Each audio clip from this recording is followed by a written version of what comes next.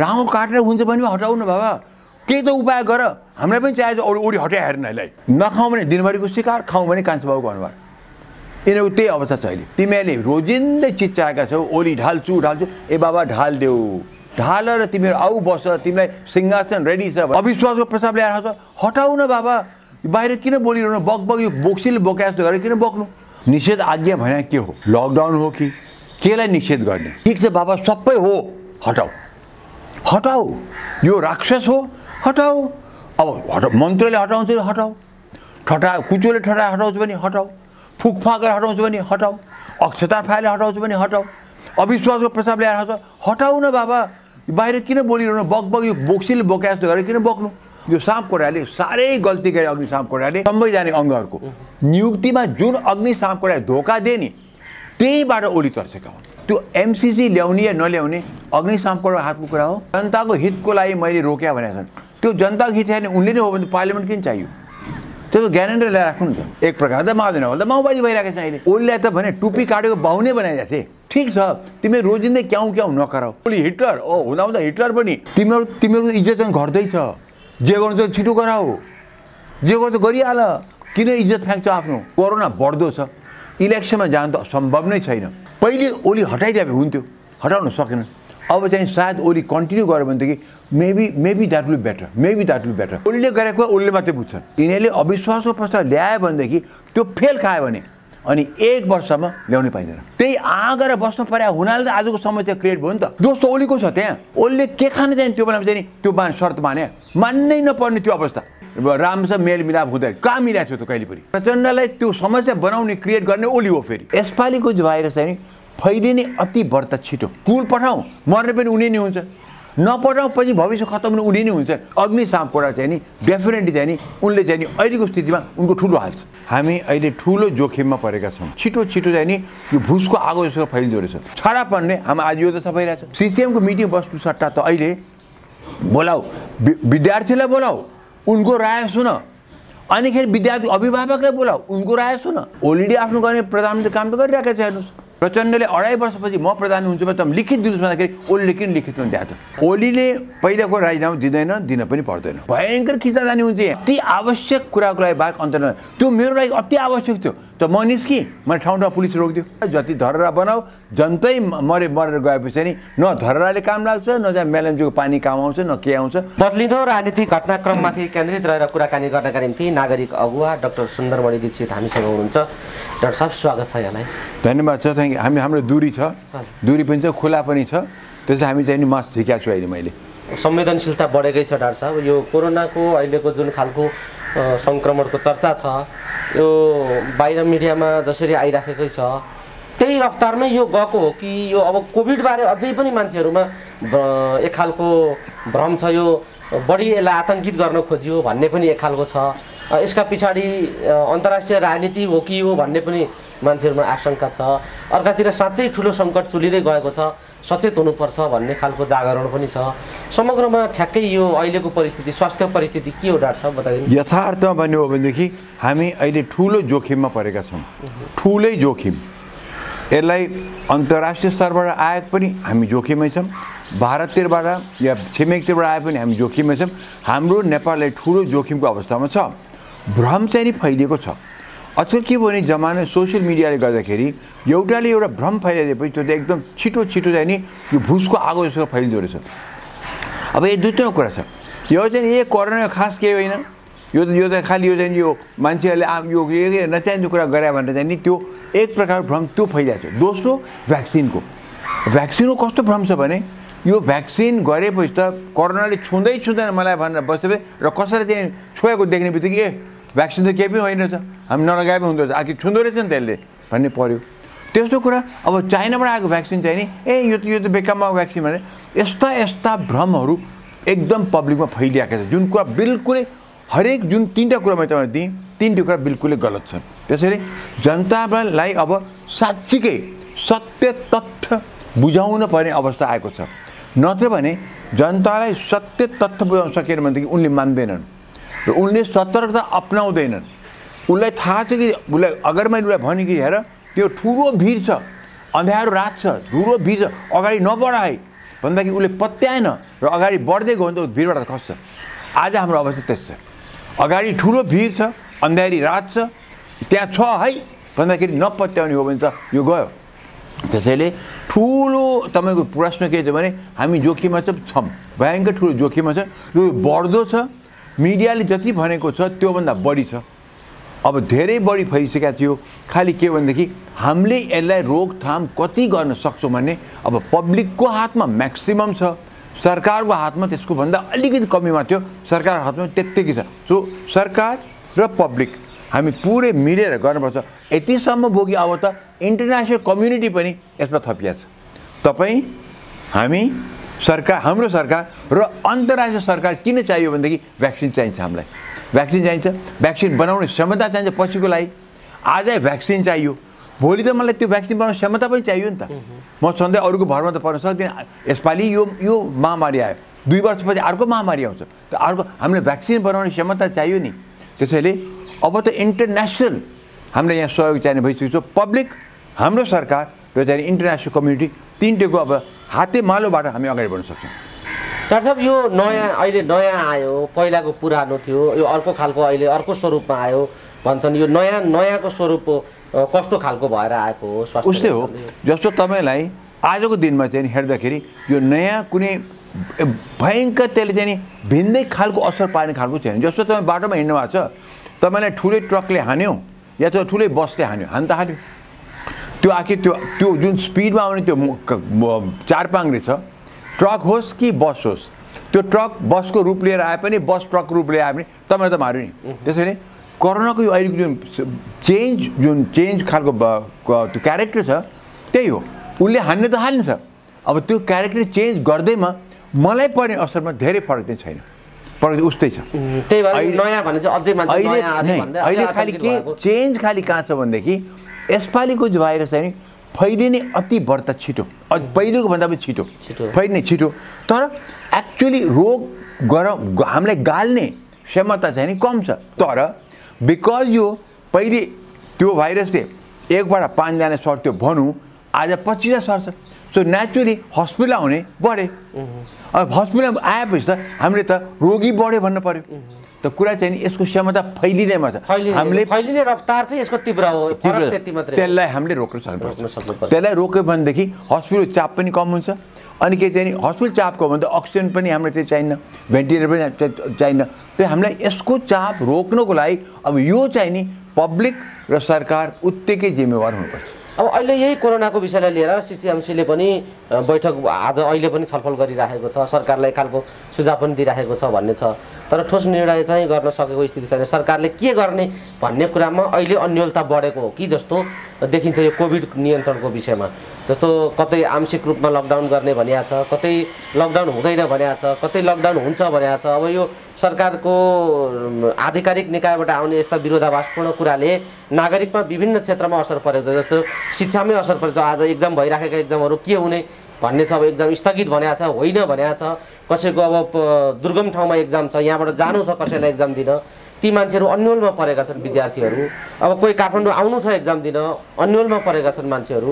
आम रूपमै एउटा अन्योलता र तनाव, एउटा चिन्ता चाहिँ बढेको छ। डाक्टर साहब के भन्नुहुन्छ यो विषयमा? किन यस्तो अकर्मण्य भइराखेको छ सरकार र कस्तो खालको कार्यक्रम अहिले दिनु जरुरी छ बताइदिनु नि। यो भाइरसले गर्दाखेरि, यो पेन्डेमिकले गर्दाखेरि हरेक मुलुकमा विभिन्न कोणकोबाट असर परिरहेको छ। एकातिर हस्पिटलमा चाप र मान्छे मर्ने, एकातिर स्कुलको विद्यार्थीले के गर्ने, अर्थतन्त्रले के गर्ने, होटल व्यवसायहरू माने इन्डस्ट्रीहरूमा के गर्ने भन्दाखेरि सुरक्षा निकायमा सबै मुलुकको विभिन्न कोणमा यो भाइरसले गर्दाखेरि हानेको छ। अब हामीले हेर्दाखेरि के गर्नु पर्छ, जस्तो साँप पनि मरोस्, लाठी पनि नभाँचियोस्, त्यो भनिन्छ नि। सर्प आयो भने सर्पले पनि मारौँ, लाठी पनि नभाँचियोस्। यहाँ पनि हामीले त्यस्तै अप्नाउँ। अब यहाँ कस्तो भनेदेखि इजी वे आउट, सजिलो वे आउट त के छ भनेदेखि लकडाउन गरिदियो अनि आरामसँग सरकारी निकाय सुतेर बस्यो हुन्छ। लकडाउन भयो, हामी चाहिँ नि भित्र परे हुन्छ। तर हामीलाई कति दुःख हुन्छ भन्ने कुरा, त्यो लकडाउन गराउनेहरूलाई त्यो भान हुँदैन, उसलाई त शब्द आएको हुन्छ। अर्कोतिर होइन, तपाईँहरू होइन लकडाउन गर्न पर्दैन, छाडा छोडा छ भने छाडा पर्ने, हाम्रो आज यो त सबै रहेछ। सो हाम्रो पब्लिक पनि ले सतर्कता अपनाएन, मन परी गर्यो र उसले अब सावधानी अपनाएन। त्यसैले अब यी सबैको बिचमा हामीले यस्तो कमन पोइन्टमा आउनुपर्छ कि कोरोनाले पनि महामारी नफैलियोस्, साथसाथमा हाम्रो अर्थतन्त्र खतम नहोस्, विद्यार्थीले पढ्न पाउन् या विद्यार्थी जाँच दिन पाउन्, हाम्रो चाहिँ नि होटल व्यवसायहरू, हाम्रो सुरक्षा निकायलाई पनि यसले असर नपारोस्। अब यो सबै हेर्दाखेरि अहिलेको सिसिएमको मिटिङ जुन छ त्यसमा यो सबै कोणमा विचार गरिदिए हुन्थ्यो। तर त्यहाँ त कस्तो भने इजी वे आउट नि, सबैलाई सहिलो के गर्नु पर्यो, लकडाउन गरेर सिद्धियो, अझ लकडाउन गर्नु पर्दैन भने सिद्धियो। त्यसरी हुँदैन। हाम्रो प्योर साइन्टिफिक तौरमा, वैज्ञानिक तौरमा, स्ट्याटिस्टिक्सको अनुसार पुरा मुलुकको म्याप राख्नुपर्छ। कुन ठाउँमा कसरी कति सङ्क्रमण भएको छ त्यो तथ्याङ्क त हुन्छ, हुनुपर्छ। सरकार छ, मसँग छैन, हुन्छ, हुनुपर्छ। त्यो नाका कहाँ छ, कुन नाका बन्द गर्नुपर्ने हो, कुन नाकालाई कडाइ गर्नुपर्ने हो, त्यो आउन पनि दिनु भएन, फैरिन पनि दिनु भएन, पस्न पनि दिनु भएन, फैरिन पनि दिनु भएन। अब त्यसपछि कुन एरियामा व्रत फैलिराखेको छ त्यहाँ कडाइ गर्नु पर्यो। त्यो ठाउँमा त्यो सेन्टरमा लकडाउन पनि गर्न सक्नुपर्छ। त त्यो भन्दामा त्यसको वरिपरि सबैलाई लकडाउन गर्दाखेरि त त्यो त कुरा मिलेन। त्यसैले स्कुलमा पनि के गर्ने, स्कुलमा हेर्नुहोस्, जहाँ स्कुलमा अहिले यिनीहरूले बुझ्नुपर्छ के भने सिसिए नेताहरू छन्, उनले जे भने त्यही हुन्छ, हामीलाई गलत भए पनि हामी मान्नुपर्छ नि। त्यसैले स्कुलको पनि एउटा आइडिया दिन्छु हामीलाई म, स्कुलमा जहाँ सङ्क्रमण देखिसक्यो नि त्यो त बन्द गर्नुपर्छ, उपाय छैन।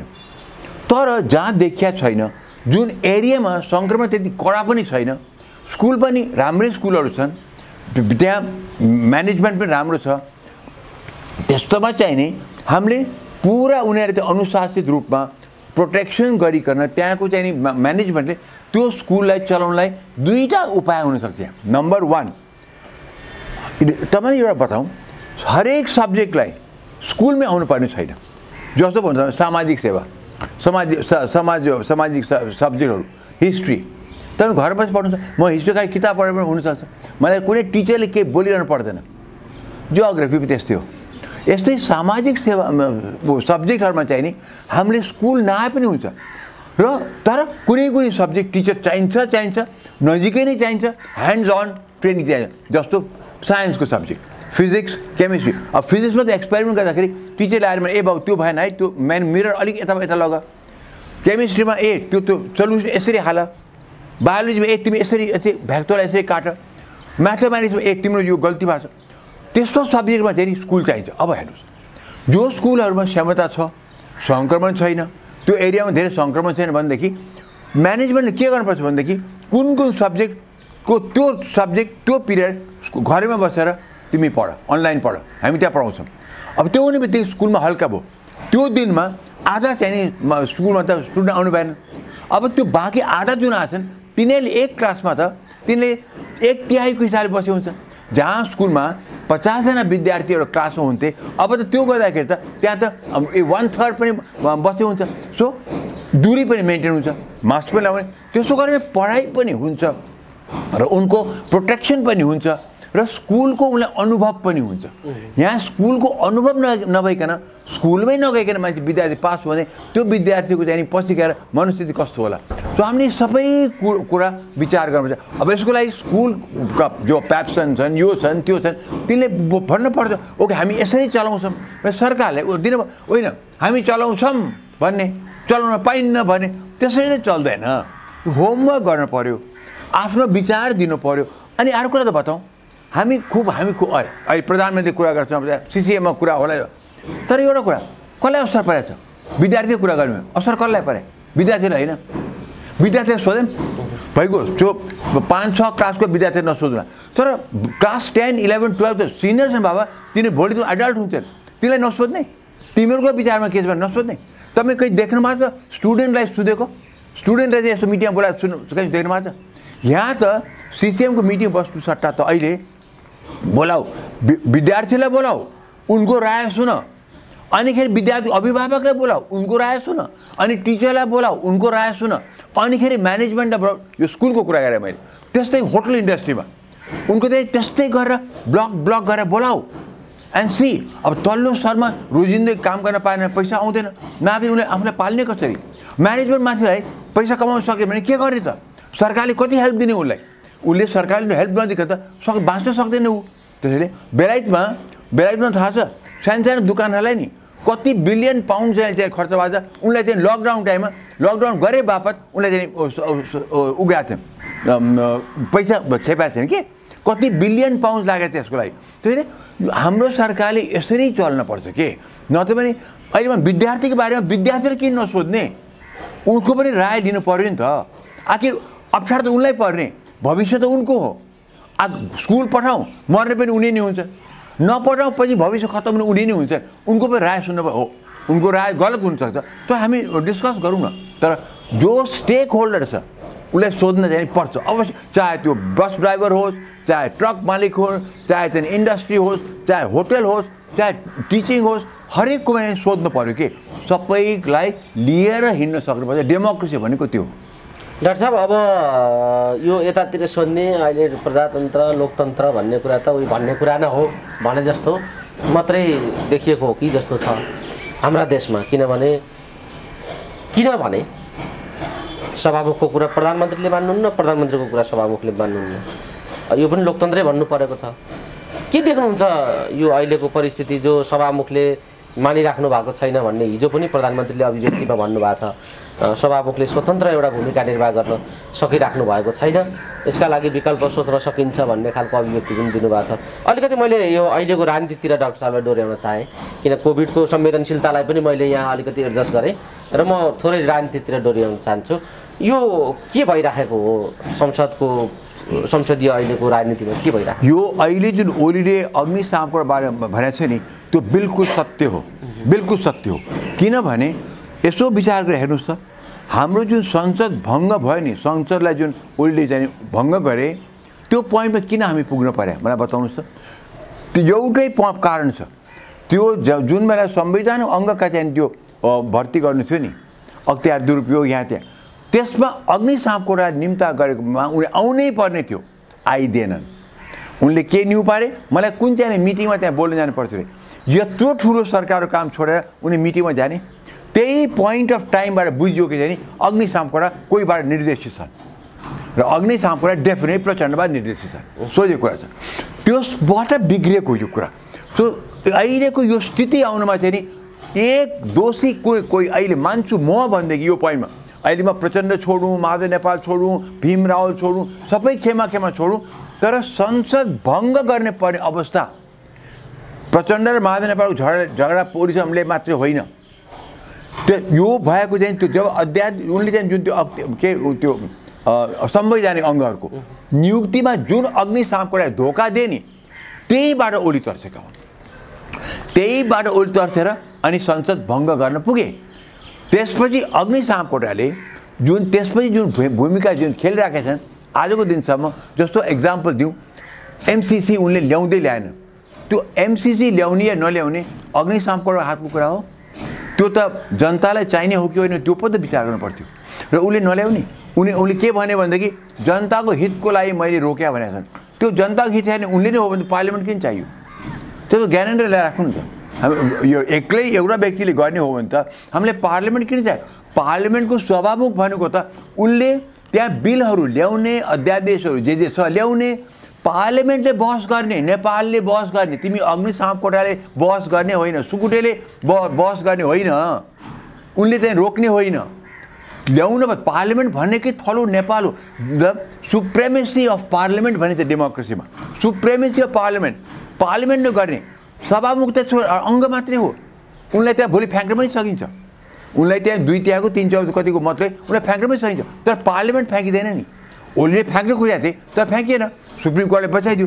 तर तपाईँले सोध्नुभयो नि ओलीले साँपकोटाको बारेमा जे भने, त्यो अहिले आएर मेरो विचारमा पहिलेदेखि भने थिएँ, यो साँपकोटाले साह्रै गल्ती गरे। अग्निशामकोटाले त्यो गर्ने नहुने काम गरे र उनले दिएको जुन आर्गुमेन्ट थियो एकदम फितल हो। म कुनै ठाउँ बोल्न जानु पर्थ्यो, त्यसले म त्यो बिटीमा आइन। जबकि चाहिँ संवैधानिक अङ्गको कुरा भइरहेको थियो, त्यसमा उनी नजाने, त्यो पनि कहीँ पाइन्छ। त्यसरी त्यो बेलादेखि ओली यिनीसँग सतर्क भएका हुन्, पक्की। उनलाई पुरा बुझेकी छैन यो अग्निशामकोटा चाहिँ नि कहीँबाट निर्देशित छन्, उनले बुझिहाले। त्यसपछि चाहिँ नेचुरली अग्निशामकोटाले उनको अब भयो नि, पहिलो दिन अध्यादेश ल्याए, अब त्यहाँ हाम्रो यिनीहरू भागे।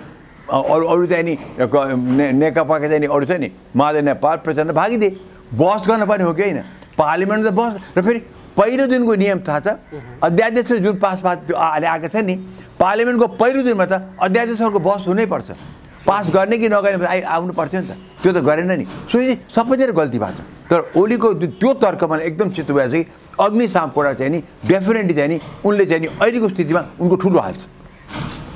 डाक्टर साहब यस्तो गतिरोधका बीच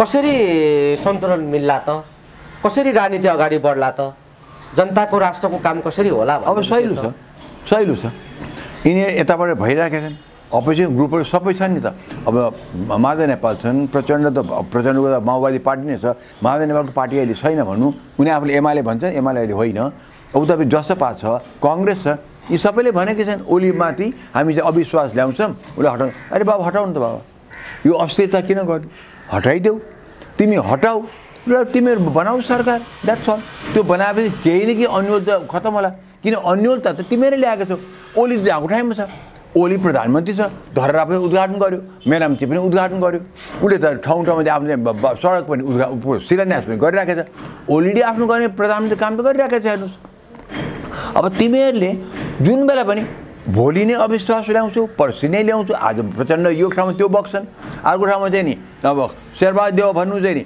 उसले जसपाले हाल्यो भने हामी पनि आउँछ जसपा भन्छ उसले गर म हाल्छु यो अन्यल त यिनीहरूले क्रिएट गरिरहेछन् सरकार त आफ्नो ठाउँमा छ म त भन्छु बाबा अन्योलतालाई अन्त्य गर्ने हो भने के भन तिमीहरू हामी ओली ढाल्न सकेनौँ ओली चलाओस् हामी आफ्नो ठाउँमा चाहिँ पार्टी बलियो बनाउँछौँ चुप लगाएर बस्छौँ होइन भनेदेखि जुन बेला पनि हामी ढाल्छौँ भोलि ढाल्छौँ पर्सि भन्दै गयो भनेदेखि सरकार कमजोर हुन्छ सरकारको हरेक निकायमा चाहिँ काम गरेमा चाहिँ भोलि नै ओली हटिहाल्छ पर्सि नै ओली हटिहाल्छ हामीले किन काम गर्ने भने त्यो परिराखेको छ अहिले त्यसैले कसैले पनि नटेर्ने अवस्था आउँछ त्यसैले यो जुन यो अन्योलको अवस्था आएको छ त्यसको उपाय त जुन भन्यो ऊ निकास के यो सोही छ अविश्वास प्रस्ताव ल्याऊ ओलीलाई ढाल प्रधानमन्त्री ल्याऊ सिधै सोझै अनि तिमीहरू आफू मिलिजुली जो ल्याउनु सक्छ ल्याऊ मेरो विचारमा त्यस्तो अवस्था आयो भने ल्याउनु त महन ठाकुर मेरो विचारमा त अरू ल्याएर काम छैन कि अरू ल्याउनु बित्तिकै झाइ झगडा हुन्छ तुरुन्तै भोलिपल्टै अर्को त्यहाँदेखि सरकार ढलिहाल्छ त्यसैले बाबा यो अन्योलताको अन्त गर्ने हो भनेदेखि तिमीहरूले रोजिन्दै चिच्चाएका छौ ओली ढाल्छु ए बाबा ढालिदेऊ ढाल र तिमीहरू आऊ बस तिमीलाई सिंहासन रेडी छ भनेर मेरो त भनाइ त्यही छ अनि फेरि तिमीलाई लागेको छ कि त्यसपछि अन्योलता हट्छ मलाई लाग्छ कि सायद अन्योलता बढ्छ त हेर्नु के हुन्छ डाक्टर साहब यही बिचमा यो जे अहिले बवन्डर सिर्जना भएको छ यो बवन्डर सिर्जना भएको कारक मात्रै होइन सिङ्गो राष्ट्रकै एउटा राष्ट्रिय समस्या भनेको पुष्पकमल दाहाल प्रचण्ड हो पुष्पकमल दाहाल प्रचण्ड नै हिजो आज र भोलिका निम्ति नेपालको राष्ट्रिय समस्या हो भनेर प्रधानमन्त्रीले प्रचण्डलाई यो सबै कुराको दोष बढी नै प्रचण्डमाथि हाल्नु भएको हो कि जस्तो गरी उहाँले अभिव्यक्ति दिनुभयो हिजो एउटा अन्तर्वार्तामा प्रचण्ड भनेको यो देशको राष्ट्रिय समस्या हो भन्नुभयो उहाँले गरेको आलोचनालाई कसरी लिन सकिन्छ त्यो गलत हो बिल्कुलै गलत हो त्यो त ओलीजीले आफै निम्ति आएको उहाँले किन त जब नेपाल कम्युनिस्ट पार्टी बन्यो उहाँले पहिलो दिनै प्रचण्डले 2.5 वर्षपछि म प्रधान हुन्छु भने त लिखित दिनुहोस् भन्दाखेरि ओलीले किन लिखित नदिएको त त्यहाँ ओलीले अडेर बस्दाखेरि आखिरमा विचार गर्दा ओलीको कत्रो हात थियो 2/3 झन्डै जाने चाहिँ आखिर प्रचण्ड त 50 वर्ष माथि ऊ थिए सांसद ओलीसँग त म्याक्सिमम सांसद थिए सो ओलीले किन मान्न पर्थ्यो त्यो शर्त नमान्दै भए त प्रचण्डले सुरुदेखि नै प्रधानमन्त्रीले गरेर बस्दैन थिए नि त्यही गरेर बस्नु पर्या हुनाले त आजको समस्या क्रिएट भयो नि त दोष त ओलीको छ त्यहाँ ओलीले के खान चाहिँ त्यो बेलामा चाहिँ नि त्यो शर्त मान्नै नपर्ने त्यो अवस्था ओलीको त्यसमा यति स्ट्रङ थियो हामीले भन्दै थियौँ प्रचण्ड त ओलीको पुच्छरबाट जिते भनेको थियौँ हामीले माने हनुमानजीको पुच्छर समातेर तिमी चाहिँ जितेका छौ हामी भनेका थियौँ अब त्यो बेला त खुसुक मान्ने उसले त्यो नमान्दाखेरि उनीहरू कम्युनिस्ट पार्टी राम्रोसँग मेलमिलाप हुँदैन कहाँ मिलाएको थियो त कहिले पनि त्यसले गल्ती ओलीले त्यो अहिले भन्नु चाहिँ नि त्यो प्रचण्डलाई त्यो समस्या बनाउने क्रिएट गर्ने ओली हो फेरि पछि प्रचण्ड उग्र हुँदै गयो त्यो भिन्दै कुरा हो जब मान्छेले पाउँदैन जब मान्छेले चाहिँ आशा गरेको कुरा दिन्छु भनिसकेको कुरा तँलाई यो दिन्छु भनेर अनि म चाहिँ तपाईँलाई बार किन नदिया दिनु पऱ्यो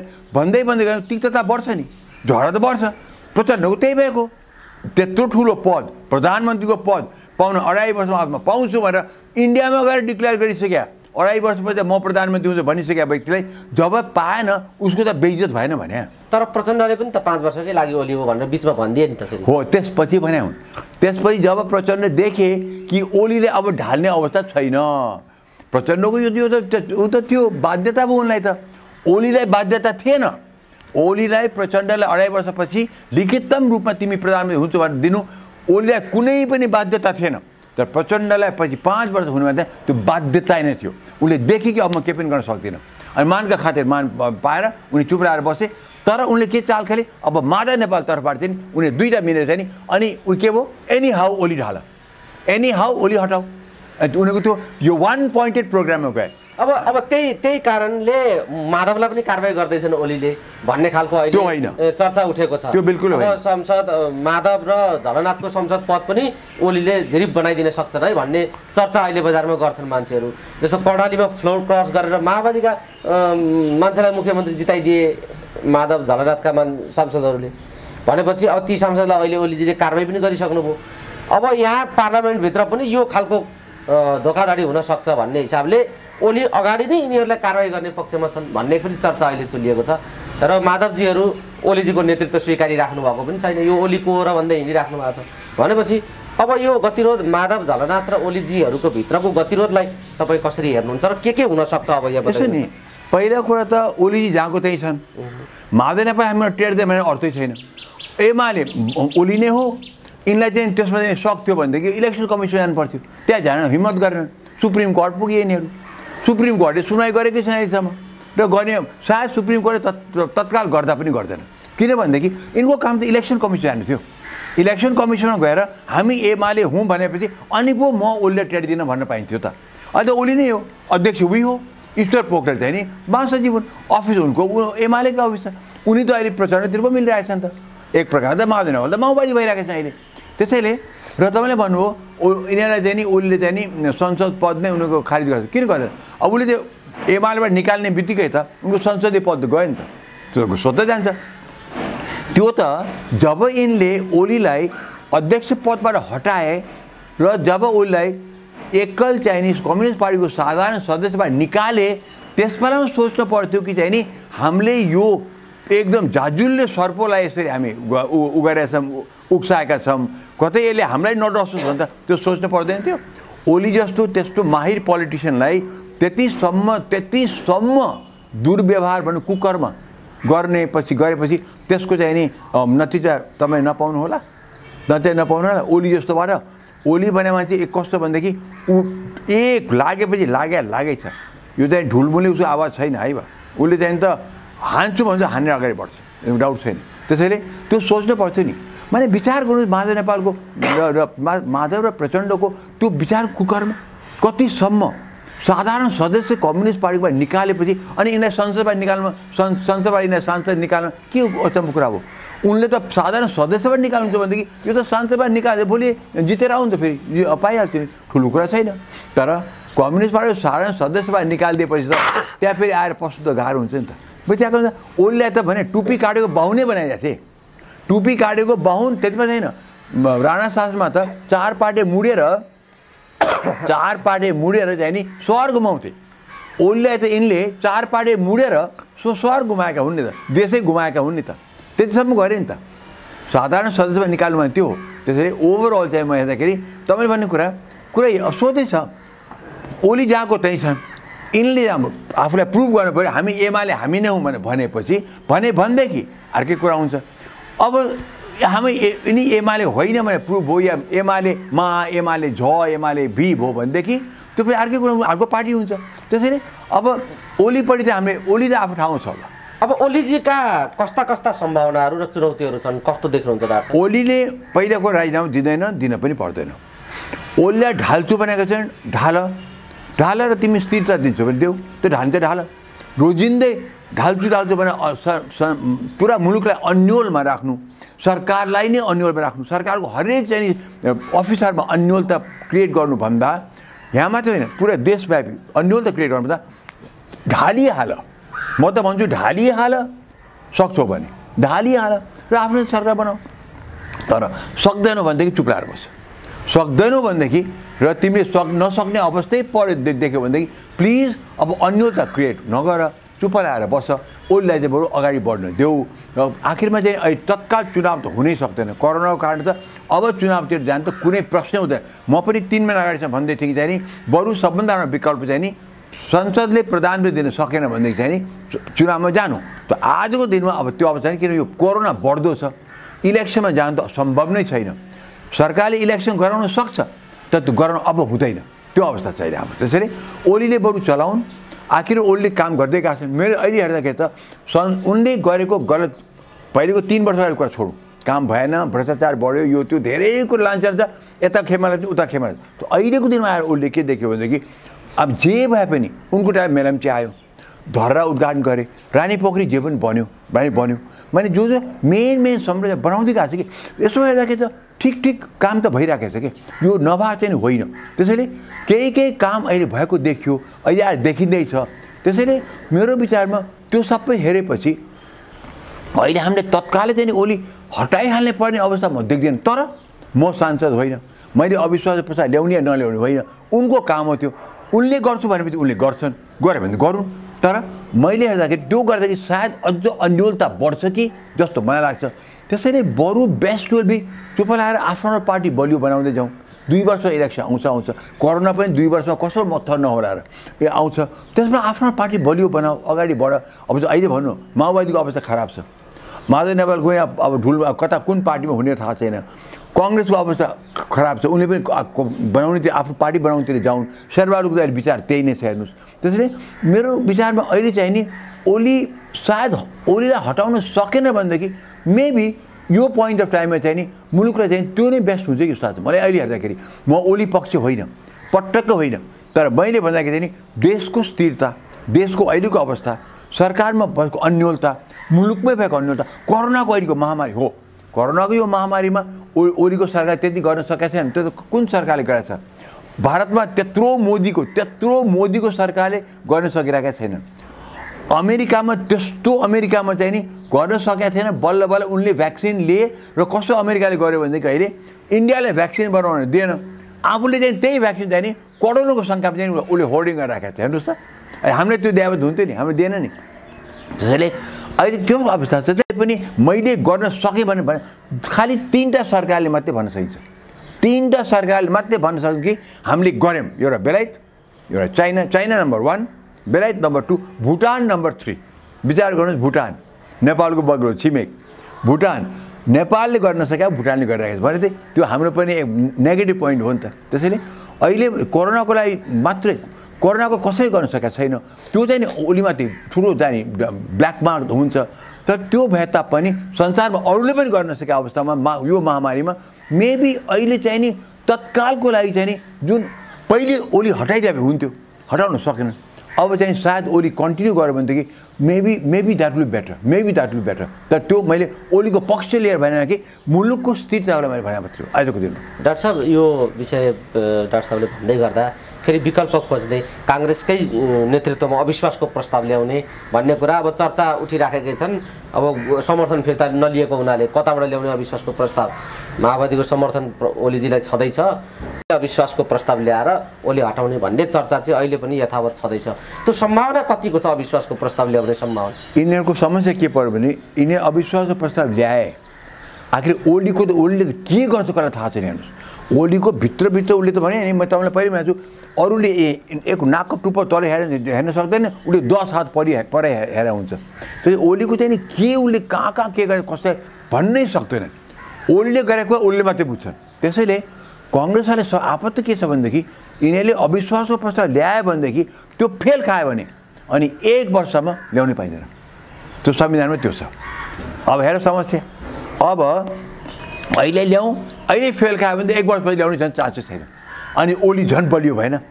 त्यसै यिनीहरू एकातिर त्यो तर्से, अर्कोतिर अब ओली ढालौँ प्रधानमन्त्री को हुने, भोलि नै खिचातानी हुन्छ, भयङ्कर खिचातानी हुन्छ। यहाँ यिनीहरू मेरो त सल्युसन महन्त ठाकुर हो, तर यिनीहरू त मान्नेमा सबै जाने ऊ लोभ छन्। मान्छेको रगत खाएको बाघले त्यो मान्छे मात्रै खान्छ। यी त प्रधानमन्त्री चाकिसकेका व्यक्ति छन् या उपप्रधानमन्त्री चाकिसकेका व्यक्ति छन्, उनलाई चाहिँ त्यो लोभ नहोला। त्यसैले त्यो चाहिँ नि मैले भनेको जस्तो सहज चाहिँ छैन त्यो तत्काल महन्त ठाकुर आउनलाई। तर म भन्छु अझ पनि ओली हट्यो भनेदेखि महन्त ठाकुर नै बेस्ट पर्सन हुन्छ। तर अब त्यो डर त्यो छ। त्यसो हो भने अन्यको अवस्था भन्दा इलेक्सन जानु पऱ्यो। अब आजको दिनमा इलेक्सन पनि जान सकिँदैन, कोरोनाको डरले गर्नै सकिँदैन। अब उतातिर स्थिरता जान्छ, दोष फेरि यिनीमाथि आउँछ, अनि ओली फेरि बलियो भएन। सो यिनीलाई जताबाट हेरे पनि यो गर्नु पनि नखाउँ भने दिनभरिको शिकार, खाउँ भने कान्छाबाबुको अनुहार। यिनीहरूको त्यही अवस्था छ अहिले। अन्य पार्टीहरूको नखाउँ भने दिनभरिको शिकार, खाउँ भने कान्छाबाबुको अनुहार। खाउँ कसरी म बाँदरलाई भनेदेखि यो अवस्था छ। हारे भनेदेखि त 1 वर्ष जान्छ। अब यहाँ झन् 1 वर्ष शक्तिशाली हुने अनिखेरि शक्तिशाली भयङ्कर शक्तिशाली हुन्छ नि। त्यहाँ अब त्यहाँ फ्लोर क्रसिङ हुनसक्छ। पार्टी काङ्ग्रेसभित्रै पनि फ्लोर क्रस हुनसक्छ। बाबा जे पनि हुन्छ। यो खालको पार्लियामेन्ट्री सिस्टम अफ डेमोक्रेसी जुन मैले कहिले पनि एक्सेप्टै गरेको छैन। यो हाम्रो यो खालको पार्लियामेन्ट्री सिस्टम डेमोक्रेसीमा हुने नै यही छ। त्यसरी चाहिँ नि हाम्रो न त अर्थतन्त्रले यो धान्छ, न त हामी जनताले यो चाहिँ बुझेका छन्। त्यसैले यो खालको पार्लियामेन्ट्री सिस्टम यही नै हुनेवाला छ। अब भोलि ओलीले चाहिँ नि यिनलाई चाहिँ नि त्यो अविश्वासको प्रस्ताव ल्याएर चाहिँ हराइदियो भने त खत्तम। त्यसैले यिनी तर्स्या चाहिँ के गर्यो। त्यसैले ऊ भन्छ उसले पहिले हालोस् अनि हामी हाल्छौँ, उसले भन्छ ऊ पहिले हालोस् अनि हामी हाल्छौँ। अनि के हुन्छ भने उसले हाल्यो भन्यो भाउकै माओवादीले हाल्यो, ओके हालौँ है, माओवादीले हाल्यो, ओके। हाल्ने बित्तिकै त टाइम त छ, कति टाइम पाइन्छ? 30 दिन टाइम पाइन्छ विश्वासको। अब 30 दिनभित्रमा चाहिँ नि ओलीको यस्तो चाल यिनीहरूले बुझे, ओहो हामी त हार्छ भने उनी अविश्वास समर्थन दिँदैनन्, माओवादी खत्तम, ओके। अब काङ्ग्रेसले हाल्यो, काङ्ग्रेस जस्तो त्यत्रो डेमोक्रेटिक पार्टी, त्यत्रो ठुलो पार्टी, उसले हाल्यो। त्यही 30 दिनमा चाहिँ ओलीले काट टिकट चलाइदिए, उनले थाहा पाए, अरे बाप रे बाप हामी त हाल्यौँ। अब माओवादी पनि म त हाल्दिनँ, हात हाल्दिनँ। अब उता पनि अर्को जस्तो भयो म त हात हालिदियो भने काङ्ग्रेस खत्तम। हेर्नु कस्तो समस्या। नखाउँ भने दिनभरिको शिकार, खाउँ भने कान्छाबाबु अनुहार। यही अवस्था छ अहिले यिनीहरूलाई। त्यसै म भन्छु बाबा ठिक छ, तिमी रोजिँदै क्याउ नकराऊ। ओली बदमास, ओली गद्दार, ओली चाहिँ नि डेमोक्रेसीको हत्यारा, ओली हिटलर। हुँदा हिटलर पनि त्यो माधव नेपाली प्रचण्डले दुइटैले भनिसक्यो ओली हिटलर भनेका छन् के। त्यस्तो पनि नजानेको बोल्नुहुन्छ होइन, हिटलर भनेका छन्। त्यहाँबाट ओली ज्ञानेन्द्र भए भनेका छन्। ठिक छ बाबा सबै हो, हटाऊ। यो राक्षस हो, हटाऊ। अब मन्त्रीले हटाउँछ भने हटाऊ, कुचोले हटाउँछ भने हटाऊ, फुकफाकेर हटाउँछ भने हटाऊ, अक्षता फाले हटाउँछ भने हटाऊ, अविश्वासको प्रस्ताव ल्याएर हटाऊ न बाबा। बाहिर किन बोलिरहनु? बग यो बोक्सीले बोके जस्तो गरेर किन बोक्नु? हटाइदेऊ न, सोझै कुरा छ नि। मेरो त भनाइ थियो। डाक्टर साहबको कुरा क्लियर छ र पद्धति अनुसार चल, विधिसम्मत तरिकाले हटाऊ, बगबग गरेर जनतालाई तनाव नदेऊ भन्ने विधि पनि भनेको छु। सबै विधि प्रयोग गर भन्ने हिसाबले डाक्टर साहबले राख्नु भएको छ। जनतालाई पनि यो कुराले बढी तनाव भइरहेको छ कि माधव प्रचण्ड जगन्नाथहरूले यो हटाउने झमेला त्यति होइन। मैले राँगो काटेर पनि गराऊ। आखिर प्रचण्ड राँगो काटेको नि पहिले पूजा गरेकै हुन्, पूजा गरे। त्यसैले राँगो काटेर हुन्छ भने हटाउनु बाबा, केही त उपाय गर। हामीलाई पनि चाहिन्छ ओडी हटाइ हेर्न यसलाई। हामीलाई पनि उत्सुक छौँ, जनता लालायत छ बाबा। त्यत्रो संसद भङ्ग गरे व्यक्तिलाई हामी देख्दाखेरि हामी अचम्म छ।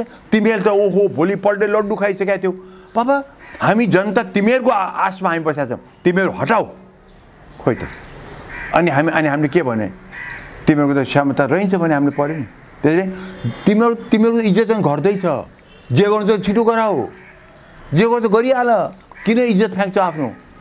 त त्यो इज्जत बाँच्न जाँदाखेरि बिचमा त खाडो त धेरै छ। तर सबै भनिहालेँ, नखाउँ भने दिनभरिको शिकार, खाउँ भने कान्छाबाबुको अनुहार। डाक्टर साहब यो प्रसङ्ग डाक्टर साहबले बडा क्लियर ढङ्गले राखिदिनु भयो। दर्शक श्रोता जनताले सबैले बुझ्नु भएको छ। अब अहिले सङ्कट एक खालको मात्रै छैन, ओलीजी माथि पनि घेराबन्दी छ, अरूमाथि पनि घेराबन्दी छ। कसैले काहीँ निर्णय गर्न नसक्ने अवस्था परिस्थिति पैदा भएको छ। सभामुख प्रधानमन्त्री विरुद्ध अदालतमा पुगेको इतिहास संसारमै नेपालमै होला। यस्ता थुप्रै घटनाहरू हुँदै हामी यहाँ आइपुगेका छौँ। प्रधानमन्त्रीजी पनि आफ्नो तरिकाले अगाडि बढिराख्नु भएकै छ। अहिले स्वास्थ्य सङ्कट नै सबैभन्दा ठुलो सङ्कट। यी सङ्कटभन्दा जनताका लागि, हाम्रा लागि स्वास्थ्य सङ्कट ठुलो भनेर देखिएको छ। र यो बेला ओलीजीले काठमाडौँ उपत्यकाको स्थितिलाई कसरी सुरक्षित गर्ने भन्ने विषयमा 16 गतेदेखि सरकारले चाहिँ निषेधाज्ञा जारी गर्ने उपत्यकामा भनेको छ। यो निषेधाज्ञा भने के हो यो कसरी कति कार्यान्वयन हुन्छ, यो कस्तो खालको विषय हो अलिकति राख्नु। यो मैले बुझिनँ। निषेध आज्ञा भने के हो? लकडाउन हो कि केलाई निषेध गर्ने? दुकान खोल्न नदिने हो कि मान्छे सडकमा हिँड्न नदिने हो कि सबै ट्रान्सपोर्ट रोक्ने हो कि एयरपोर्ट बन्द गर्नु? निषेध भने त ब्यारियर हो नि, के को हो थाहा छैन। त्यो सरकारले क्लियर गर्नुपर्छ। यस्तो शब्द युज गर्नुभन्दा चाहिँ नि हामीले चाहिँ नि यो ठाउँमा हामीले यस्तो गरेको छ भने त्यो भन्नु राम्रो। अब यसो तपाईँलाई अनुहार पर निषेध आज्ञा डर पनि भयो।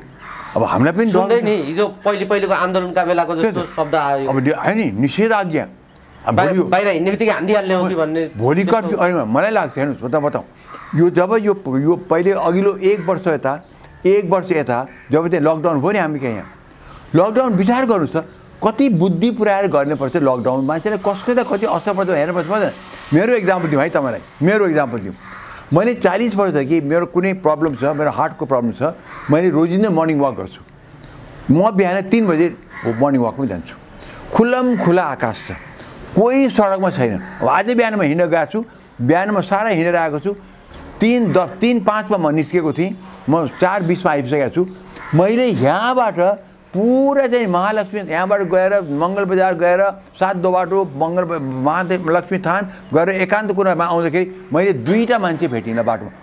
एक दुईवटा बस त हिँड्छन्, मोटरसाइकलमै हिँड्छन्, 2टा व्यक्ति भेटेको छु मैले। विचार गर्नु छ त्यस्तो अवस्थामा मैले गएको लकडाउन पिरियडमा मैले मर्निङ वाक गर्न पाइनँ। र मैले त्यो मर्निङ वाक मेरो लागि असाध्यै महत्त्वपूर्ण छ, किन मेरो स्वास्थ्यको लागि त्यो अति जरुरी छ। 40 वर्षदेखि मैले गरिरहेको छु, मैले त्यो गर्न पाइनँ र मेरो स्वास्थ्यमा असर पर्यो। के भनेको छ भने अति आवश्यक कुराको लागि बाहेक अन्त त्यो मेरो लागि अति आवश्यक थियो। त म निस्केँ, मैले ठाउँ पुलिस रोकिदियो, जानुहोस् फर्क भन्थ्यो मलाई। अब हेर्नुहोस् त अब त्यो त क्लियर गरेन बाबा। मान्छे लकडाउन या निषेध भनेपछि घरमा बसेको यो हत्कडी ल्याएर बस्ने हो र भने कुन बेला बाहिर निस्किन पाइन्छ? कसरी नि हेर्नु मर्निङ वाक गर्न देऊ न बाबा। कमसे मनस्थिति चेन्ज हुन्छ। 7 बजेसम्म 2 जना बढ्दा हिँड्न पाइन्न, दूरी मेन्टेन गर्नुपर्छ, मास्क लगाऊ या म्याक्सिमम् 3 जना, तर दूरी मेन्टेन गर र भिडभाड नगर भनेर र त्यसको लागि मोनिटर गर, भिजिलेन्स राख, मोनिटर गर, सिसी क्यामेरा राख। प्लस मर्निङ वाक त गर्न देऊ। एक्जाम्पल तपाईँलाई मैले एक्जाम्पल दिएँ। त्यस्तै किनमेलको लागि व्यवस्थित गर। अब भन्दा चाहिँ निषेध आज्ञा वहाँ चाहिँ कालीबाडी बजारमा गयो भने यत्तिकै भिडभाड हुन्छ, कसरी हुन्छ? त्यसैले बाबा मान्छेलाई के चाहिन्छ हो? लकडाउन पनि गर्न पर्ला, निषेध आज्ञा पनि गर्न पर्ला, तर मान्छेको जीवन पनि त अलिकति मनमा त आनन्दसित बाँच्न पाउने पर्यो नि त। त्यसैले यो खालि निषेध आज्ञा लकडाउन कर्फ्यू भने चाहिँ हुँदैन। त्यो त सरकारले इजी वे आउट, सजिलोको बाटो हो त्यो। अब चट्ट कर्फ्यू भनिदियो, आर्मी आउँछ, पुलिस आउँछ, हामीलाई चाहिँ टाढा गर्छ, बुट बजार्छ, अनि हामी चाहिँ नि कति ठुलो अपराध जस्तो आफूलाई हुन्छ। मलाई त्यही भयो।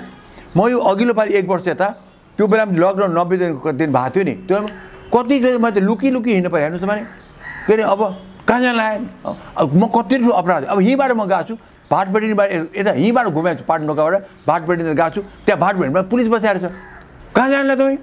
किन गयो? ए बुढा, अब मलाई ए बुढा कहाँ जानला? अब यस्तोमा त्यो हेपाइ खान्दामा बसे होइन नि। तर मलाई किन निषेध गर्यो? कारण के? म त्यो बेलामा बिहान कसलाई सार्छु? कोही सडकमै छैन, कसले मलाई सार्छ? भिडभाड पनि छैन, म एक्लो छु। अब आजको दिन बिहानको कुरा गरौँ, म त्यत्रो 1.5 घन्टा 20 मिनट हिँड्दाखेरि चाहिँ नि 2टा मान्छे बाटोमा भेट्यौँ। ल अनि त्यो के काम गरे त? त्यसैले विचार गरेर बुद्धि पुऱ्याएर प्लान गरेर जनतालाई पनि मनस्थिति नबिग्रियोस्, स्वास्थ्यमा पनि हामीलाई हानि नहोस्। म लकडाउनमा बसेर मेरो वकिङ गर्न पाइनँ भने त मलाई चाहिँ हार्ट एट्याक हुन्छ, मेरो हार्टको समस्या छ मलाई। अनि मैले के गर्ने भन्नुहोस् मलाई? त्यसले यस्तो कुरा प्लिज बुझिदिनु पऱ्यो कि सरकारले। यो सबै चाहिँ नि नबुझिकन अब त निषेध आज्ञा भन्नु हो, हामीलाई पनि थाहा छ कि निषेध आज्ञा। अब भोलिदेखि हामी यहाँ बन्दी बस्ने हो कि थाहा हुनु पऱ्यो नि। डाक्टर साहब, यी समग्र समस्यामाथि केन्द्रित रहेर कुराकानी गऱ्यौँ, विशेषतः स्वास्थ्यको सङ्कट पनि र राजनीतिक सङ्कट पनि हामीले जोड्यौँ। जाँदै के भन्न चाहनुहुन्छ? सबभन्दा पहिले जाँदै महत्त्वपूर्ण भ्याक्सिन। अब सबै हेर्नु 1 वर्ष यता सबैलाई थाहा छ बर्डरमा कति कडाइ गर्ने, नाका बन्द गर्ने, पब्लिकले के गर्ने, हात धुने, मास्क लगाउने, सबै हामीलाई कन्ट्री छ। अब अहिले नयाँ 1 वर्ष यता के आइदियो भने भ्याक्सिन। त्यो भ्याक्सिन यति जरुरी छ, हामीले पाएका छैनौँ। भने मतलब हामीले जुन ल्याएको भ्याक्सिन छ त्यो हामीलाई जो आउँछ भनेर आएन, भारतबाट ल्याउन सकिएन, भारतले दिन सकेन। उनको ठुलो समस्या परेको छ। अमेरिकाले उसलाई चाहिँ कच्चा पदार्थ दिएर अमेरिकाले उसको एस्ट्राजेनेका भ्याक्सिन करोडौँको सङ्ख्यामा राख्दैछ, उसले चाहिँ त्यो छोडेको छैन भनेदेखि भारतलाई पनि ठुलो समस्या पर्छ। त्यही पनि भारतले हाम्रो चाहिँ कमिटमेन्ट गरे हुनाले उनको करोडौँको सङ्ख्या उसमा 10 लाख हामीलाई दिन गाह्रो थिएन, त्यो 10 लाख मात्रै दियो भने पनि हाम्रो धेरै फाइदा हुन्छ। सो हामीले भ्याक्सिन भारतले दिन नसके पनि त्यो भ्याक्सिन चाहिँ अन्त जहाँ बनाएको छ ल्याउनु पऱ्यो, पैसा खर्च गरेर ल्याउनु पऱ्यो। दोस्रो कुरा चाइनालाई भन्नु पऱ्यो, हामी यो सरकारले भन्नु पऱ्यो, किन यो सरकार त चाइनाको त लम्पसार परेको थियो होइन, चाइना त चाइनामै छ नेपाल। चाइनाले भन्नु पऱ्यो हामी तिमीतिर यति ढल्क्यौँ, आज हामी तिम्रो आदेश अनुसार हामी चलेका छौँ, भएको त्यही हो। अहिले आजको नेपाल त चाइनाको आदेशमा चलेको छ। त तिमीले हामीलाई चाहिँ 8 लाख दिने हो, हामीलाई 20 लाख 30 लाख किन भ्याक्सिन दिन सक्दैनौ?